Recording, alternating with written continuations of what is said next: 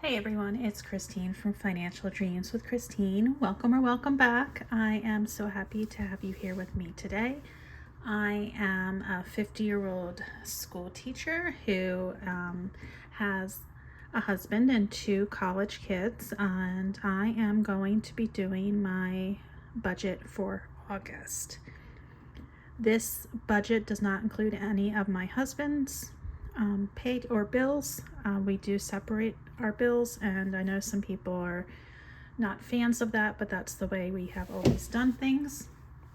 So my husband pays the mortgage, he pays for car insurance, and he also pays for car repairs, Easy Pass, things like that. I pay for what's here on this page. So let's get into it. All right. I hope that you are doing well and have had a wonderful weekend.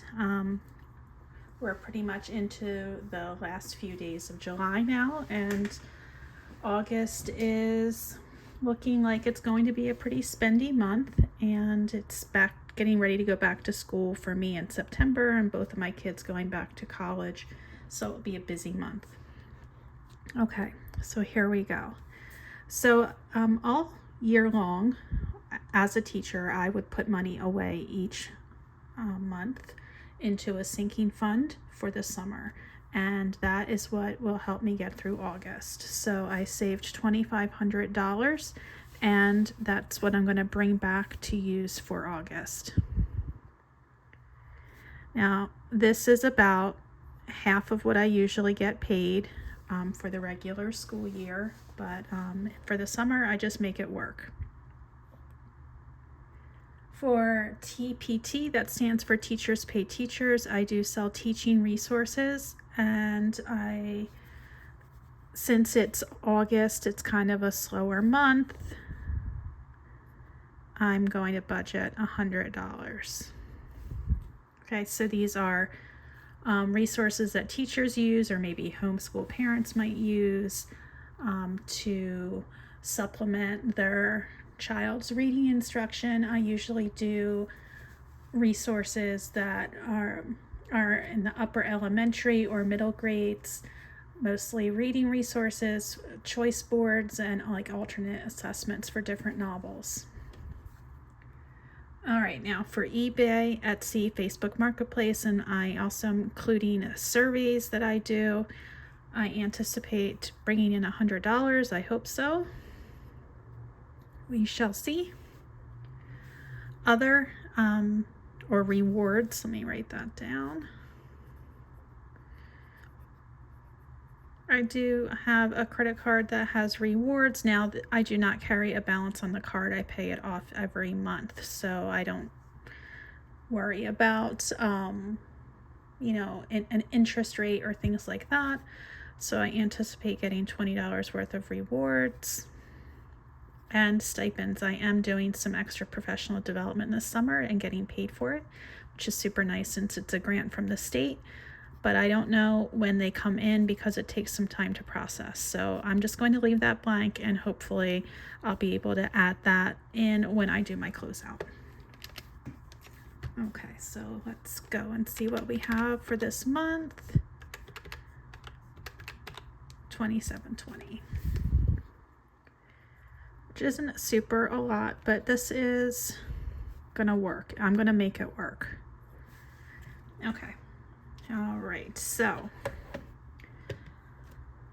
utility wise, I pay most of the utilities for the house. You'll see our gas bill, our cell phones, and our Comcast for cable. We do not have a water bill because we have well water, and we do not have an electric bill because we have solar panels, and we do get, basically we make money every month off of that. And when we build up a big enough credit, we usually cash it out, get a couple $100 back every year, and so that's been working out really nicely. All right, so our natural gas bill, I'm budgeting about $60. I have been doing really well with this summer, And last month it was in the 30s because I haven't been using my dryer, so, or very limited usage anyway. Verizon, budgeting $138. We have four lines, 4 phones, all paid off. Comcast, $241. I am trying to get my husband interested in YouTube TV. If I could have someone who would explain it all to him, because I just don't know that he's going to get all the sports channels he needs to have. But I'm working on it. It's going to be a slow process. Car payment. This is my husband's car. We have about $2,000 left on it. It will be paid off by August. I'm only budgeting $200 for now. If I do get stipend money in, that stipend money will go toward the car. Streaming, I'm only budgeting $20. I pay for Spotify Family, and other family members pay for different streaming services, but this is just the one I do. I do have an annual fee for a credit card. Again, I do not carry a balance from month to month on any of my credit cards, but I do have a few that have annual fees. This is IHG, which is your Holiday Inn Express, and some other different brands. $49. It's not much of an annual fee, and what this basically gets me is one free night. Now, if you've ever booked a hotel room recently, like most of the time, my hotel rooms that I book are upwards of $150, sometimes $300 a night. So spending $49 on, just like thinking about it, like $49 for a hotel room for one night is worth it. So the annual fee makes sense in this case. All right, AAA. It's time. It's that renewal we have 4 drivers. And I really do like to get this because I have 2 kids away at school, and if they break down, they're going to need it. And actually came in clutch last school year for my daughter. She needed to have her car jumped twice, and so she was able to get it to a shop. She had to have her battery replaced, so it really came in clutch. Just a little peace of mind with her 6 hours from home. All right, so we have $212. And life insurance. Now this is a quarterly payment. My husband and I just had our term expire, so we researched some different companies and decided to go with the one we selected after a lot of research. And boy, term life insurance really does get expensive the older you get. Now that we're both in our 50s, it was really expensive. Luckily, I'm on the healthy end, and so my rate was pretty doable. We did lower our amount of life insurance, but we just wanted to have something. So anyway, long story short, these are the fixed expenses, and I'm going to add them up.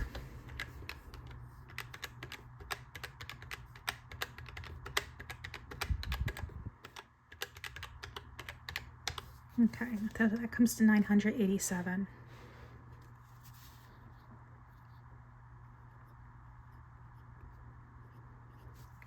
So I live down here in southern New Jersey, near the Jersey coast. I do consider this a high living area, not as high as, say, North Jersey would be, but we're still pretty up there. Just in case you were wondering where I'm located. Okay, so I have $1,733 left, and I'm going to use every bit of it for the most part anyway. So the reason why I mentioned high cost of living is because we're getting down to those variable expenses, and some of them do really depend on where you are located. So groceries.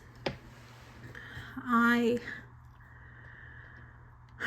hope this works out. So we are a family of 4, but here's the thing. In August, my daughter doesn't come home until like August 12th. She'll also be getting her wisdom teeth pulled. So for like a week, she's not going to be eating much other than soft foods and like milkshakes and yummy stuff like that, smoothies and whatnot.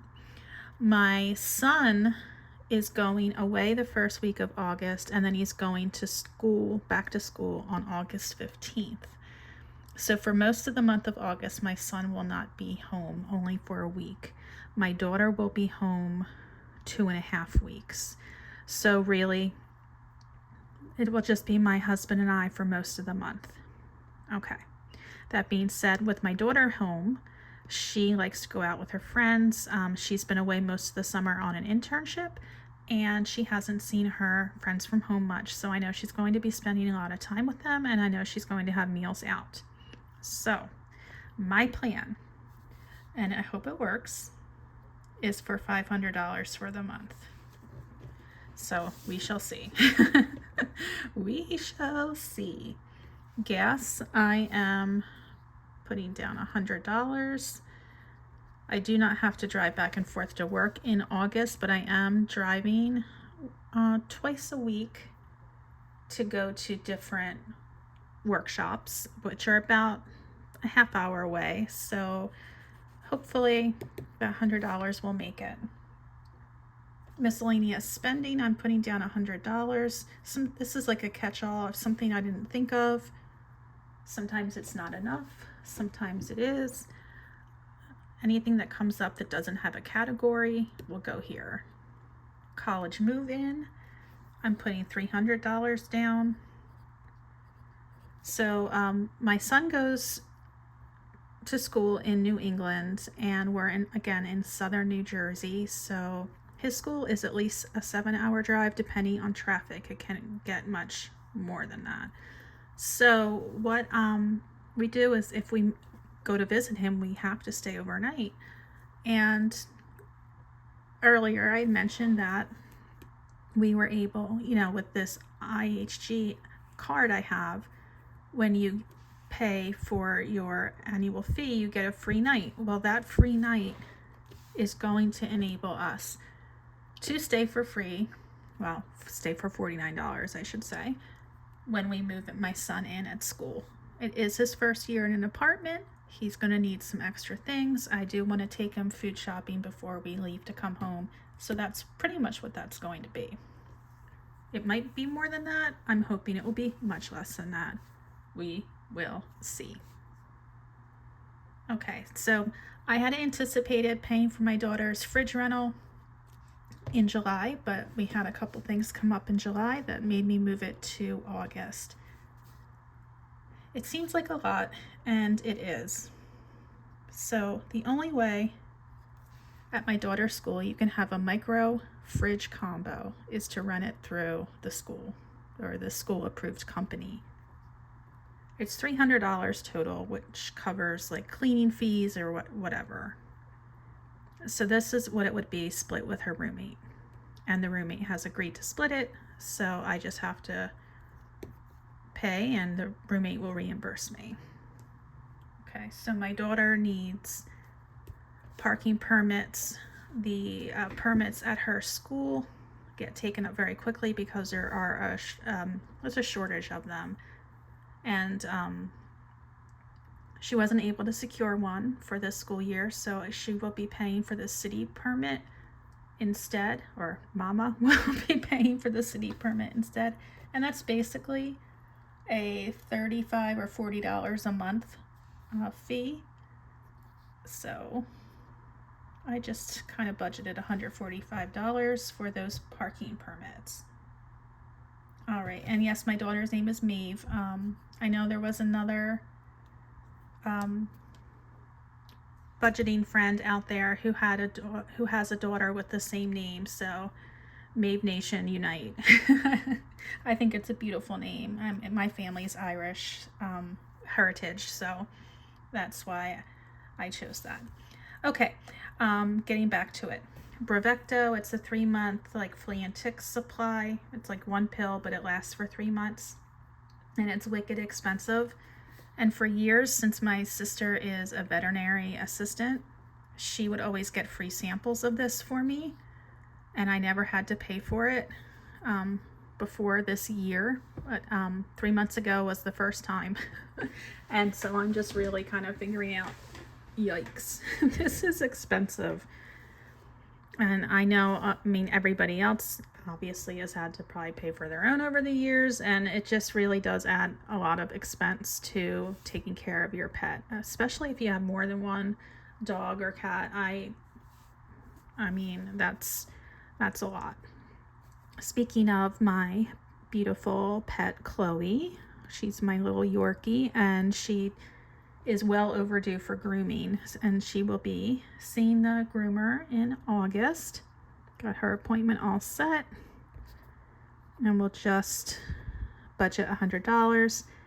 It's usually pretty close to that, maybe 90 something. I always tip, so that's why it goes over. Like, I think it's usually like 80 something to groomer, but then it's 90s, almost 100 because of the tip.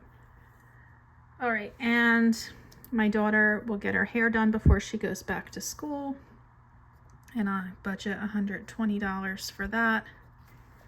She gets a little color, she needs a trim, all that jazz. So that is that.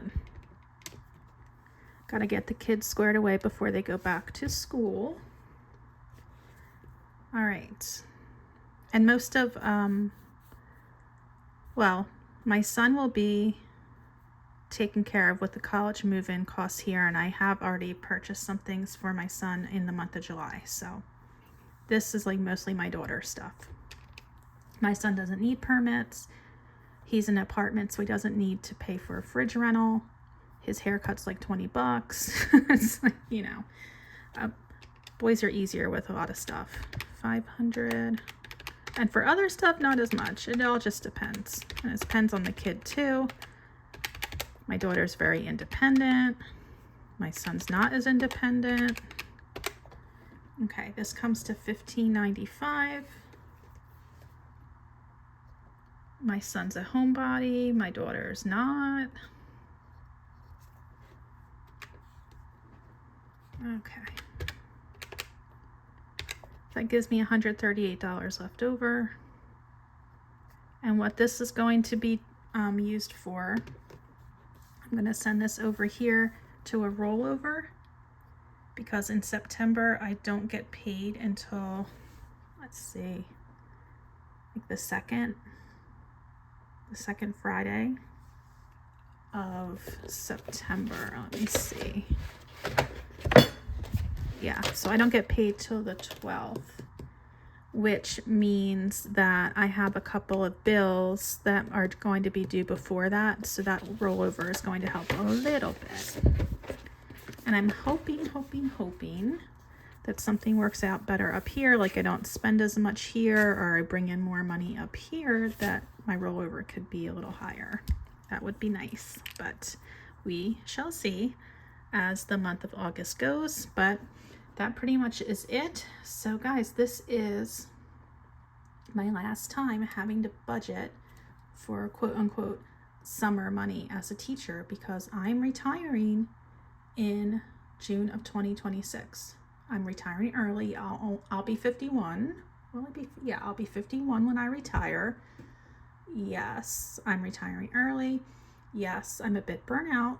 Yes, I'm going to do other things besides sit on my rear end during retirement. I do have things that I have planned and other ways to earn income, but I will have a pension. But my whole point in this is telling you that this is the last time that I really need to squeeze a whole lot of spending into a little amount of money, because next summer I won't have to save for a summer pay or summer money, because my pension I will get every month. So my pension will start in August, and my pension's more than $2,500. So yes, this is it. This is the last squeeze month for me as far as summers go. So that's pretty cool. I'm excited. And thank you so much for watching and sticking with me through this video. I know a lot of you have some questions about like income and my teaching resources, or maybe you might have some questions about some of these expenses down below, feel free to ask me down in the comments section. I will definitely respond to everybody, and I hope you have a great rest of your week. Take care of yourselves, and I'll talk to you soon. Bye.